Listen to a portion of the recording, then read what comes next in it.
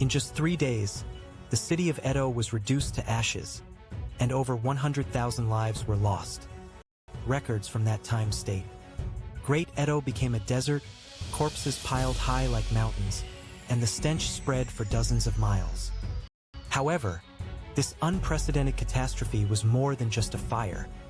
It was a complex web of strange coincidences and human factors. In this video, we will explore why the fire became such an unparalleled disaster, what accelerated its spread, and how the city of Edo rose from the ashes. Let us now delve into the truth behind it. In this main feature, we will also detail how Edo's urban structure underwent significant transformation following this inferno.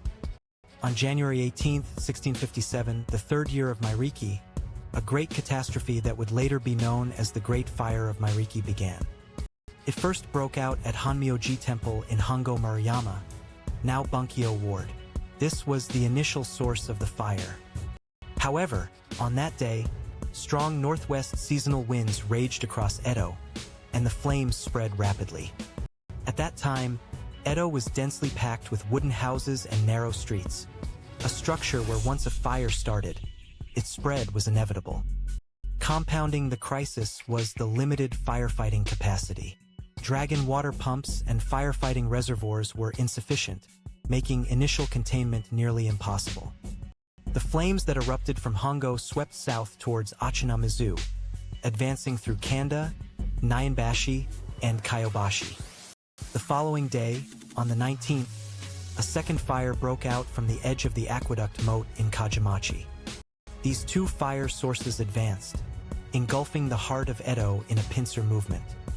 Even more shocking was the emergence of a third fire source from the Mito domain's upper residence in Koishikawa. Wind-whipped embers caused flying sparks, creating a desperate situation where 3 fires simultaneously ravaged Edo. The fire even reached Edo Castle's dungeon, which quickly erupted in flames. The 5-story keep collapsed in an instant. Fleeing crowds surged, and numerous bridges collapsed under the weight, unable to bear it.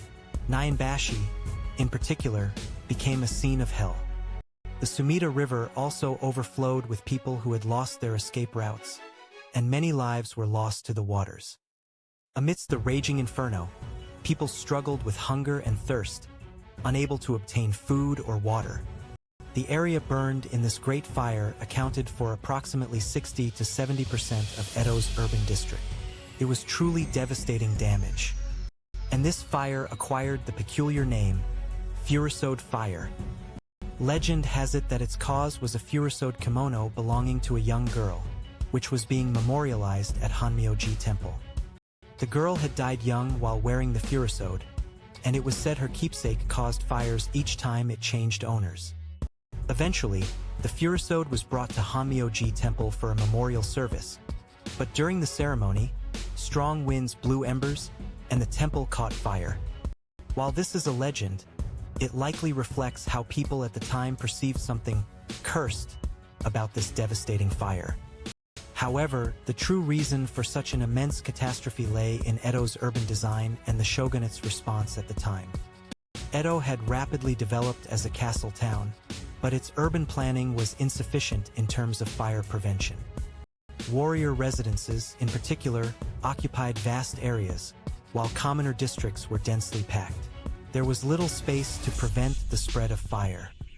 Although there were Haikshire fire brigades, responsible for initial firefighting, their equipment and organizational capabilities were not adequate for a large-scale inferno. Furthermore, the severance of escape routes during the fire meant countless people lost their way to safety. After the Great Fire, the shogunate, led by Grand Elder Sakai Tadakatsu, was compelled to respond swiftly. First, securing food. The shogunate released stored rice, cooking gruel and rice balls for distribution to the victims. Housing for the survivors was also an urgent issue. Temples that survived the blaze and vacant lots were opened up. Crucially, they didn't merely focus on recovery but embarked on a fundamental urban reconstruction. The burned-down Edo Castle dungeon was considered for reconstruction, but the plan was halted at the suggestion of then-senior counselor Hashina Masayuki. The money for rebuilding the dungeon should be used to save the affected townspeople, Masayuki argued, prioritizing recovery efforts. Roads were widened, hirakoji, broad avenues, were established, and fire breaks known as hayokechi were developed. Particularly important was the strengthening of specialized firefighting organizations, such as the daimyo haikshur, feudal lord fire brigades, and johikishi, regular fire brigades. The promotion of fire lookout towers, tiled roofs, and dozozukuri, earthen storehouse construction, also aimed to popularize fire-resistant buildings. The Ryogoku Bridge across the Sumida River was also built at this time, securing an escape route to the opposite bank. The Great Fire of Meireki brought a major turning point to Edo's urban planning. A tragic disaster, paradoxically, evolved Edo into a safer and more systematically planned city. Though Edo afterwards became known for frequent fires, famously saying, "Fires and quarrels are the flowers of Edo," devastating damage like the Great Fire of Meireki was avoided. The hirakoji, broad avenues, vast parks, and the network of bridges over the Sumida River that remain in modern Tokyo breathe with the lessons of the Great Fire of Meireki. The Great Fire of Meireki still speaks to us today about preparing for natural disasters and the importance of urban planning.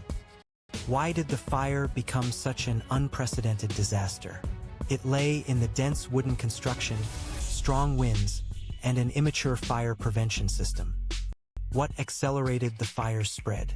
The vulnerability of the urban structure, multiple simultaneous ignition points, and the severance of escape routes were the factors. And how did the city of Edo rebuild? The shogunate's swift response and bold decisions for urban reconstruction forged a new Edo. The Great Fire of Meireki inflicted immense sacrifices upon the people of Edo, but it may also have left behind the crucial lesson of learning from disaster. Edo's story, rising from the flames and transforming into a stronger city, casts a light on the future of Japan, a nation prone to disasters.